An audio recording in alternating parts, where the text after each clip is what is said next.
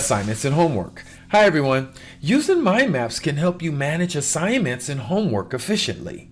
Place the assignment name at the center of your mind map. Branch out to task breakdown, deadlines, resources, and progress tracking. Under each branch, detail specific tasks like researching, drafting, editing, and final submission. This visual approach helps you organize your workload and stay on top of deadlines.